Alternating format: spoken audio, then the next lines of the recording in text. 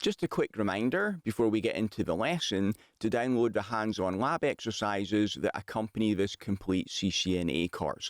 I'll include the link in the description. Also remember to subscribe and hit the notifications bell so you don't miss any of the lessons in the course. Okay, let's get into it.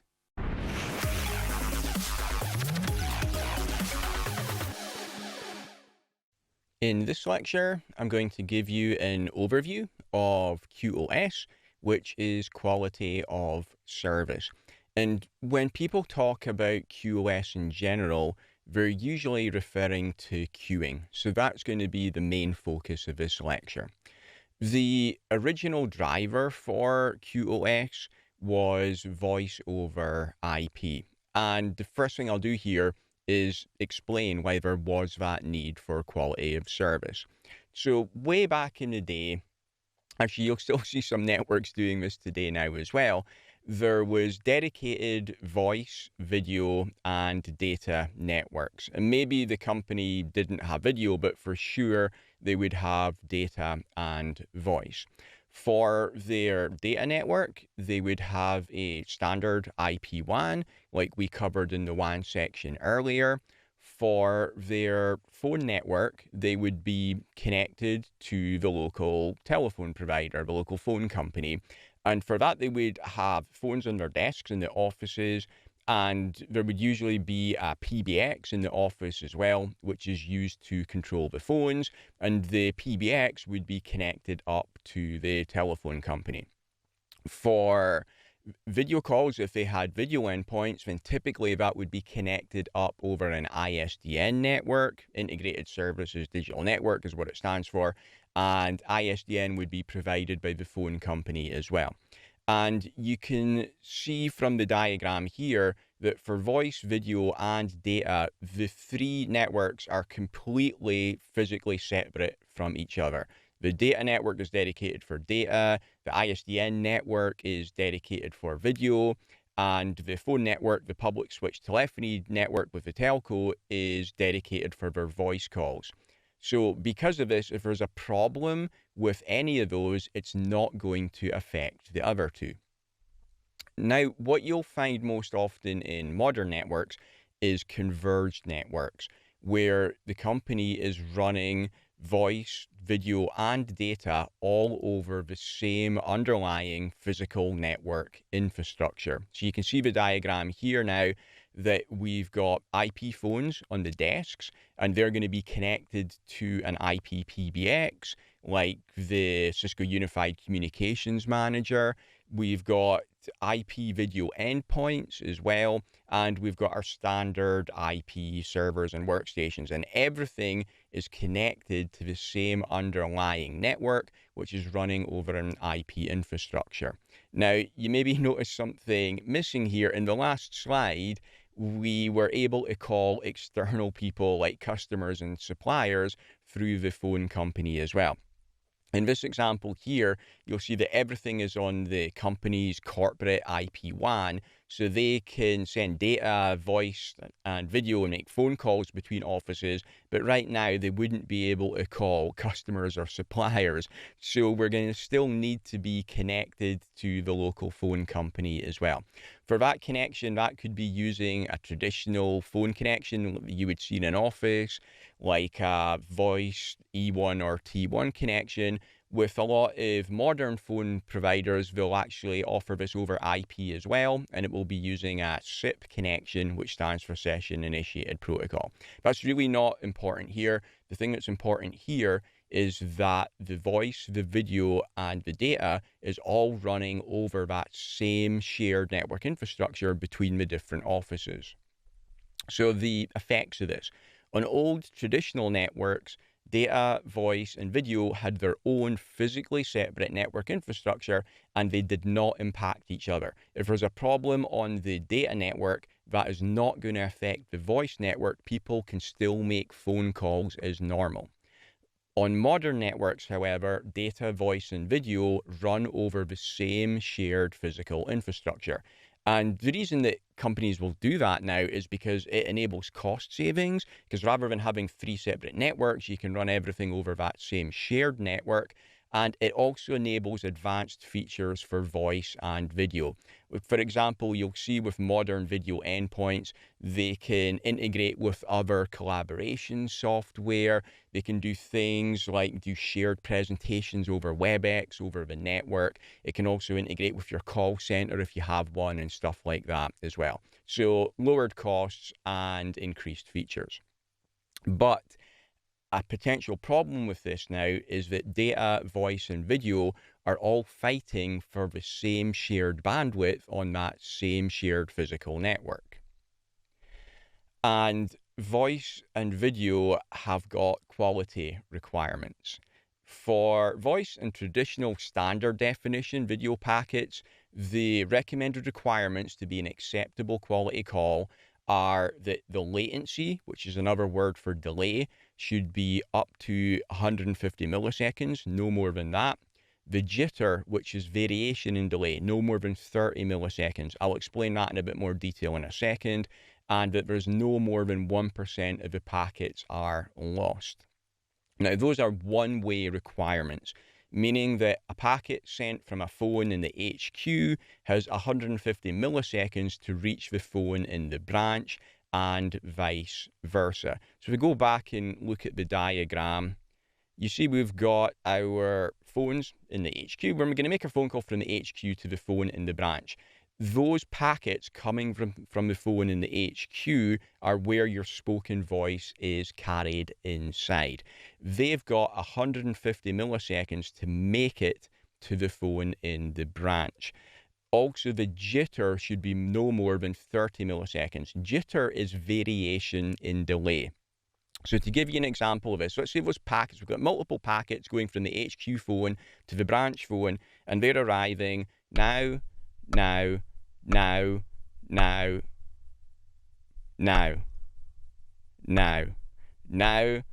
that was variation in delay. Okay, there's going to be multiple packets, and if the delay between the first, the second, and the third packet varies, that is your jitter. Your IP phones have got a built-in jitter buffer. They don't immediately play the packets out to your ear because there's always going to be some jitter there, and it would literally sound jittery if they did that.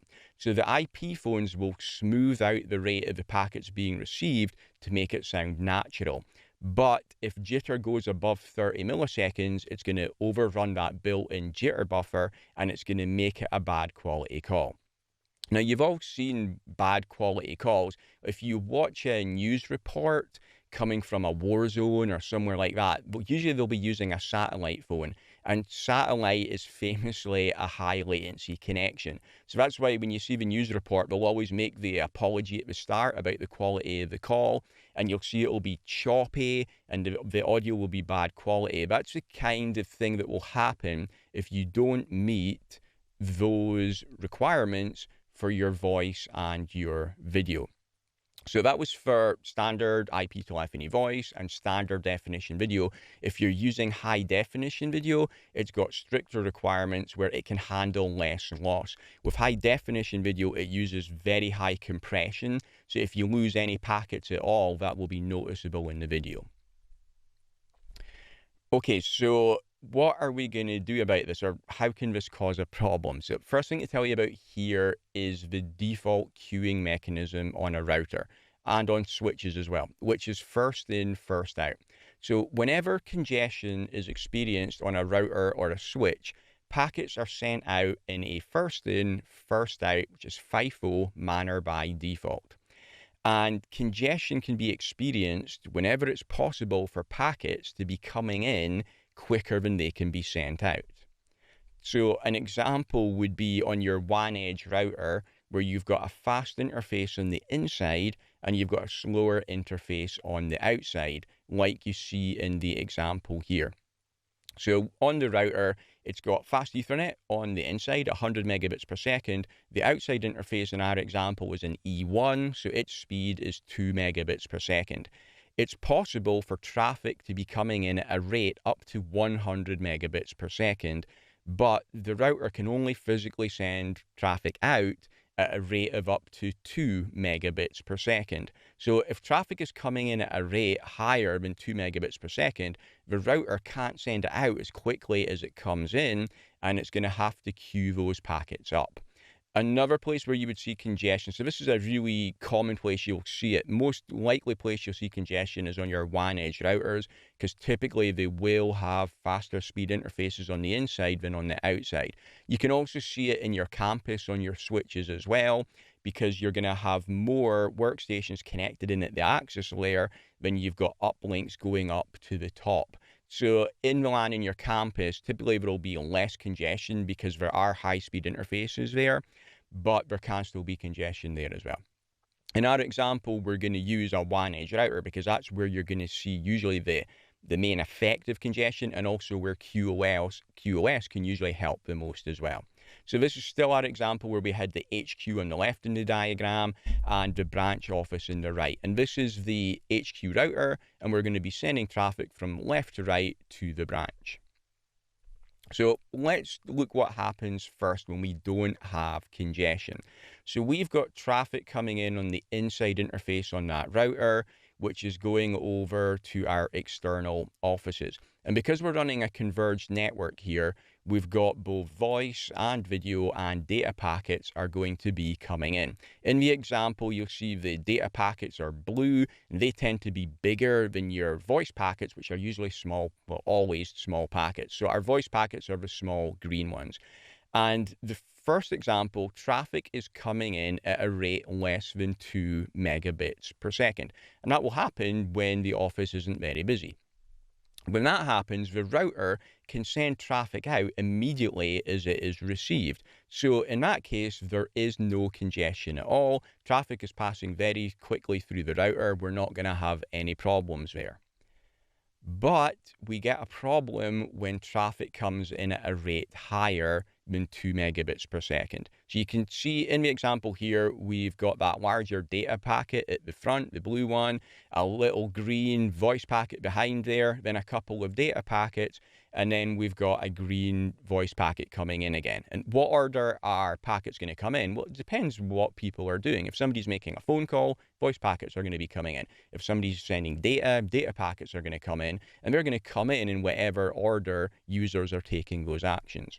And because traffic is coming in at a rate faster than 2 megabits per second, as you see in the diagram here, the router can't send it out quickly enough. It can't keep up. So when that happens, the router will buffer traffic, meaning it will queue it up, and packets wait in the queue to go out. The default queuing mechanism is that traffic gets sent out in the same order that it comes in. It's first in, first out. So you can see in the queue here, we've got that data packet that came in first is at the front of the queue. It's going out right now. And then we've got the voice packet, the two data packets, and then the other voice packet behind there. And this is congestion in our router. Whenever you've got packets being queued up, that is congestion. And this causes delay to the packets as they wait in the queue. Also, as the size of the queue changes, it causes jitter. If the queue is large, then there's going to be it's going to take packets longer to get to the front of the queue. And when the queue is short, it's going to take less time. So having packets in the queue and variable size of the queue is going to cause the jitter to go up and down as well. And there's a limit to the size of the queue. There's only so much memory in the router. If a packet arrives when the queue is full, then the router is going to drop it. So the congestion, it causes delay as packets are waiting in the queue. It causes jitter as packets are waiting in the queue again and the queue is changing size. And it's causing loss when the queue is full and packets that try to get in at the back are getting dropped. And our voice and video calls and also applications will be unacceptable quality if they do not meet their delay, jitter, and loss requirements. And having queues in the router is going to cause our voice and video packets to not meet those requirements, and it's going to cause bad quality calls. When you're working in IT, this is going to give you a big issue, because way back in the day, when voice and video were on their own separate dedicated networks, users are used to, they can always pick up the phone and make a phone call, and it's always going to be a good quality call. So you have to provide them that same quality on modern networks as well. So how can we mitigate congestion? First way we can do it, the easiest way, is we can add more bandwidth. If we had a 100 meg interface on the outside as well as on the inside, then whenever traffic comes in, we can send it out immediately. There's not going to be any congestion. So the best way to fix a congestion problem is by adding more bandwidth. But the problem is that costs money. That outside interface is connected through your service provider, and the more bandwidth you want, the more money they're going to charge you for it. So another way that we can help mitigate congestion is by using quality of service techniques. And what quality of service does is it gives better service to the traffic that needs it. So what we're going to do now is we're going to configure queuing on our router, and we're going to give better service to our voice packets. It's the same scenario before, where we've got traffic coming in at a rate higher than 2 megabits per second. The data packet comes in first, then a little voice packet, then 2 data packets, and then the voice packet. So we've got congestion, that traffic goes in the queue, but the difference now is if I go back that one slide again, you see it was blue, green, blue, blue, green. Now what we do with queuing is we put our voice packets straight to the front of the queue whenever there is a queue in the router. So the voice packets jump in front of the data packets. The router recognizes those voice packets and it moves them to the front of the queue, and that minimizes their delay. They're not further back in the queue, they're straight at the front, so they're going to be in the queue for less time. They're going to get out of the router quicker. That's going to minimize their delay, the jitter, and the loss. So what are the effects of doing this? Well, like I just said, it reduces the latency, the jitter, and the loss for particular traffic. You're going to give better service to your voice and video traffic and maybe some mission critical applications. The original driver for QoS was voice over IP, but it can be used to give better service to important data applications as well. A thing is, if you're giving one type of traffic better service on the same link, the same bandwidth you had before, then the other traffic types must get worse service. We jumped that voice packet to the front of the queue, but that's actually moving our data packets further back in the queue. So voice is going to get better service, but data gets worse service. The point is to give each type of traffic the service it requires. If a user is trying to open up a web page on the internet, and that takes 1 second rather than half a second to notice, the user's not going to even notice the difference. It doesn't matter.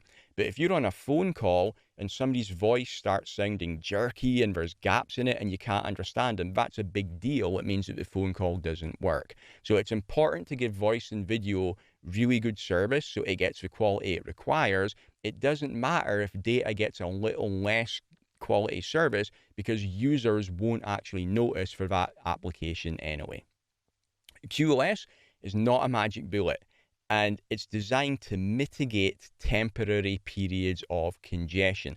If a link is permanently congested, then you're going to have bad quality voice, video, and applications on that link. So what you need to do is upgrade the link.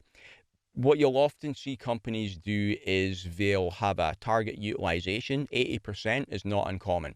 So they'll look for an average utilization of 80% on the link, but you know that the network gets busier at some times of day. Like on Monday morning at 9 a.m., it's probably going to be busier than it is at 3 p.m. on a Friday. So you could put in enough bandwidth that the link never ever gets congested, but that would be really expensive. And what you can do is balance the cost by having the link running at, for example, 80% utilization on average. You know that it will sometimes burst up to 100% and the link will be congested. For those temporary periods of congestion, you enable QoS so your voice and your video and data applications get the service that they require. Okay, that was an overview of QoS. I'll see you in the next lecture where we'll start getting a bit deeper. Thanks for watching. If you'd like to get the complete course ad-free right now, then you can enroll in my CCNA Gold Bootcamp by clicking the link above my head or in the description. It also includes full study notes, quizzes, and 150 pages of additional troubleshooting labs you can't find anywhere else.